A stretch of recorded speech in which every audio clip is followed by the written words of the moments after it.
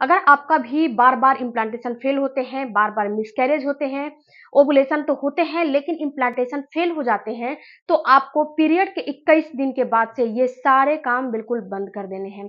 जो मोटे-मोटे काम हैं फ्रेंड्स, मैं आज आपको वही बता रही हूँ कि ये सारे काम बिल्कुल ही आपको बंद कर देने हैं, बिल्कुल भी नहीं करने हैं। नहीं तो अगर ये सारे काम नहीं करोगे, तो हर बार आपका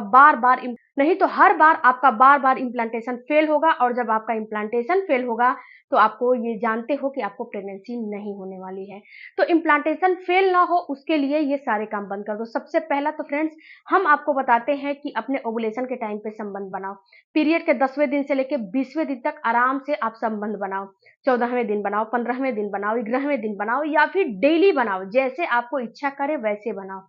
बट जब आपका जैसे कि पीरियड की साइकिल 28 दिन और 30 दिन की है, तो जब आपका 20वां दिन खत्म हो जाता है, उसके बाद से संबंध बनाना बिल्कुल बंद कर दो।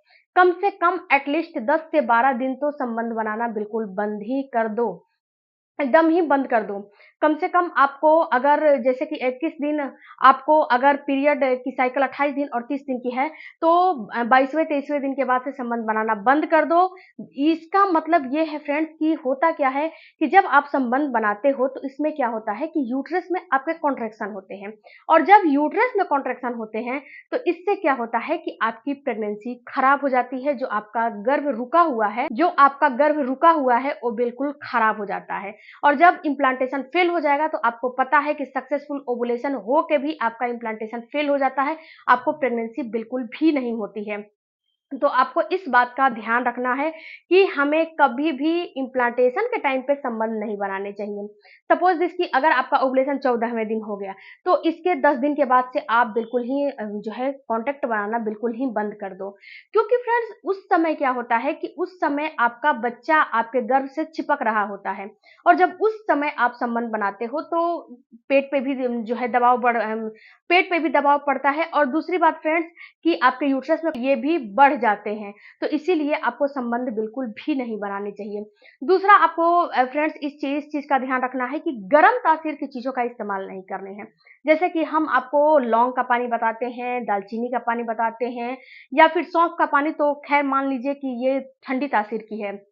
या फिर कोई भी गर्म चीज़ हो, आपको इम्प्लांटेशन के समय बिल्कुल भी नहीं खाने हैं। जैसे शतावरी, अश्वगंधा है तो ये आप ले सकते हो, कोई दिक्कत नहीं है। शतावरी है, अश्वगंधा है, शिवलिंगी है, पुत्रजीवक है, तो इसका लेने का तरीका हमने बताया है कि कौन से 15 दिन में शिवलिंगी, कौन से 15 दिन में पुत्रजीवक लेना है। तो उस वीडियो को देखिएगा तो ये सारी चीज़ ले सकते हो, लेकिन गरम जैसे गरम मसाले हो गए, जो आपकी बॉडी को हीट प्रोड्यूस करे, जो आपकी बॉडी में हीट प्रदान करे, उस चीज़ों को बिल्कुल भी अवॉइड करना है। ये चीज़ आपको नोटिस करने हैं कि गरम तासीर की चीज़ों को बिल्कुल भी आपको इस्तेमाल नहीं करने चाहिए। तीसरा फ्रेंड्स कि जब आपका इम्प्लांटेशन होता है तो उस समय आपको स्ट्रेस नहीं लेना चाहिए। अब आप बोलोगे कि हम स्ट्रेस नहीं लेते हैं। देखो फ्रेंड्स स्ट्रेस आप कैसे लेते हो इस चीज़ को समझो। जैसे कि आपका पीरियड अभी मिस नहीं हुआ है, ओके? और आपने ओवुलेशन को समझा कि मेरा ओवुलेशन हो गया है।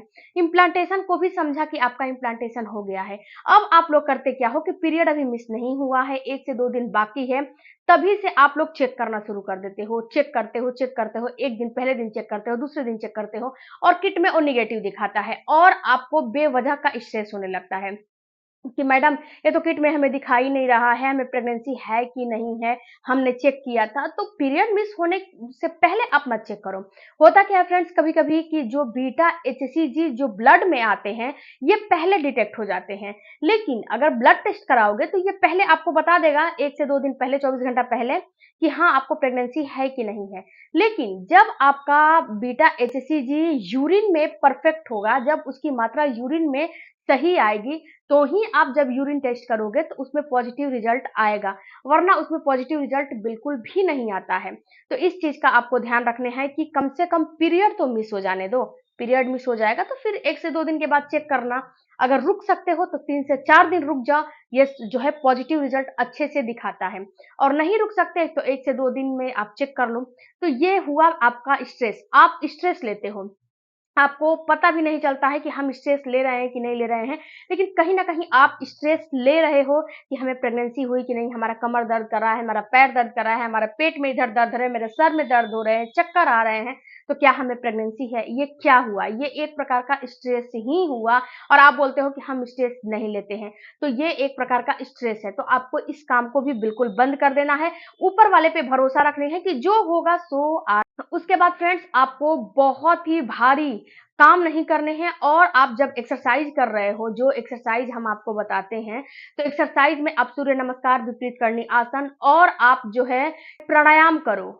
बहुत भारी एक्सरसाइज नहीं, सूर्य नमस्कार कर लो, विपरीत करणी आसन कर लो, उसके बाद प्राणायाम, अनुलोम विलोम हो गया, बटरफ्लाई हो गया, मलासन हो गया, ये सारे काम करोगे तो इससे आपके यूट्रस में ब्लड का फ्लो बढ़ेगा और जब यूट्रस में ब्लड का फ्लो बढ़ता है तो इससे प्रेगनेंसी आराम से हो जाती है। इससे आपका इम्प्लांटेशन फेल नहीं होता है। प्राणायाम करोगे, भ्रामरी है, बहुत सारे मैं प्राणायाम बताती हूँ, बहुत सारे एक्सरसाइज बताती हूँ, जो कि मेरे नीलू हेल्थ केयर पे जब आप विजिट करोगे तो आपको पता चलेगा कि कौन से एक्सरसाइज कैसे और कब करने चाहिए।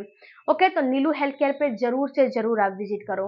तो वहां पे प्राणायाम आपको करने हैं, स्ट्रेस लेवल एक्सरसाइज हो गया, रस्सियां कूदना हो गया, साइकिलिंग हो गया, स्विमिंग हो गया, या फिर अगर आपने जिम वगैरह ज्वाइन किया है उसको भी बिल्कुल बंद कर दो, उसको भी रेगुलर मत करो। ये सारे काम आपके इम्प्लांटेशन को फेल कर देते हैं। ओके, तो आप मॉडरेट एक्सरसाइज करो जो कि मैंने बताया है, वो सारे काम करोगे तो 3 से 4 महीने में ही अगर आपका मिसकैरेज हो रहा है तो ये बच्चा धस जाएगा।